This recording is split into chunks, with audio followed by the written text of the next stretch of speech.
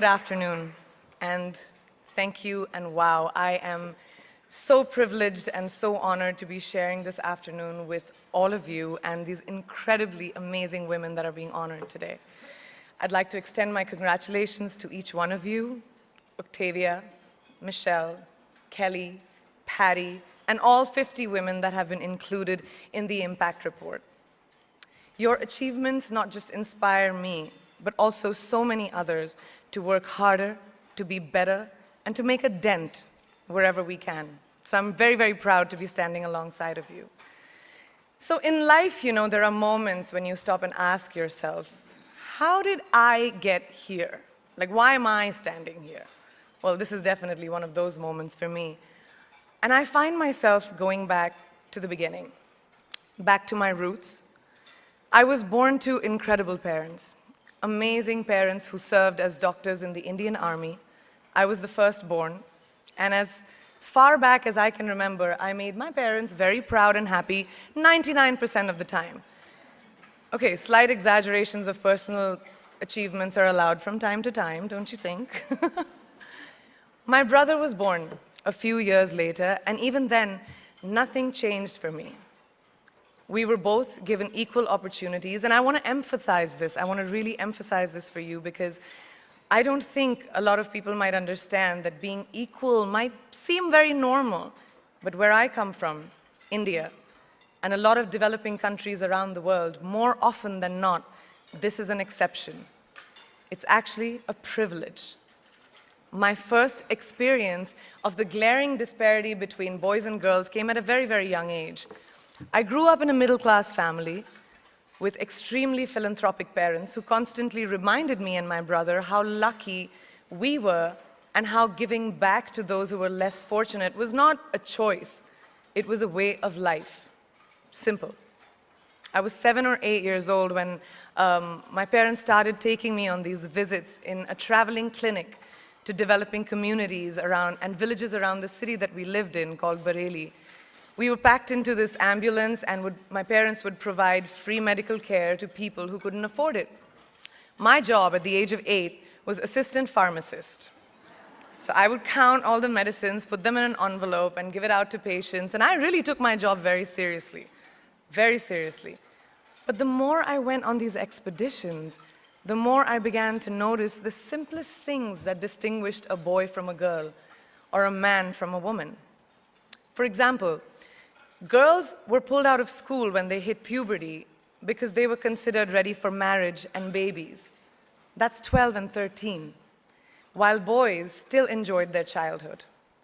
Or basic human rights, such as healthcare, were denied just because they were women. Let's call this whole experience trigger number 1 for me. Fast forward a few years and many, many triggers in between.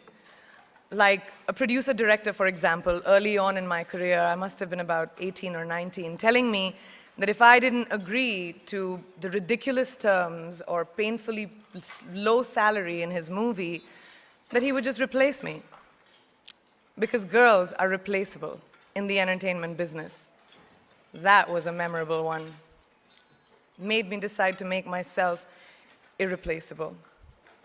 But I think what really moved the needle for me and ultimately led me to create the Priyanka Chopra Foundation for Health and Education, and around the same time partner with UNICEF, was an encounter with my housekeeper's daughter. About 12 years ago, I came home from set early one day, and she was sitting in my library reading a book. And she must have been 8 or 9 years old, and I knew she loved reading. So I asked her, I was like, it's a weekday, why aren't you in school? And she said, oh, I don't go to school anymore. So I went and asked her mother, and I said, why isn't she in school? And her mom said that her family couldn't afford to send her and her brothers to school, so they chose the boys. The reason, she would eventually get married, and it would be a waste of money. I was completely blown, and it shook me to my core. Eventually, I decided to cover the cost of her education so that she could continue to learn, because education is a basic human right.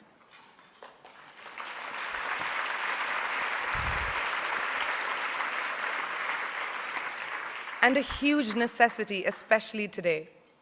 From that point on, I was determined to make a difference in as many children's lives as I could, in whatever big or small way that I could contribute.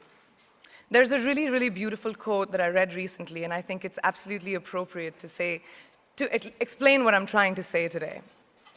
The hand that rocks the cradle, the procreator, the mother of tomorrow, a woman shapes the destiny of civilization. Such is the tragic irony of fate that a beautiful creation such as a girl child is today one of the gravest concerns facing humanity. Girls have the power to change the world.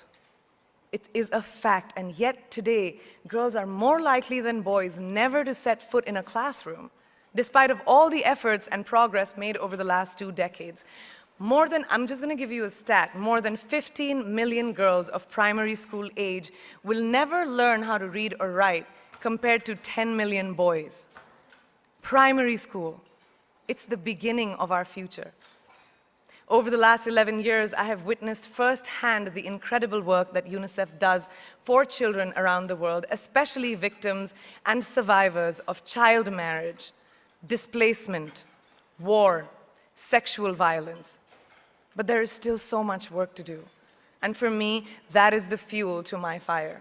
The reason I'm so committed to this cause, and that is where my passion stems from, because I know that a girl's education not just empowers families, but communities and economies. A result of her education, we all do better. It's just as simple as that.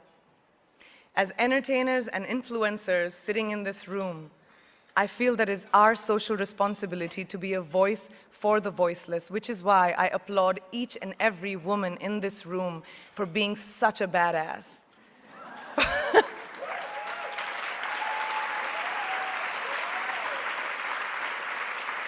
For using your platform and your voice to contribute to change, and for ensuring that there is not even one lost generation as long as we are alive. I'd like to thank Variety and all of you for encouraging me and all of us in this room to keep going and fighting on. Thank you so much.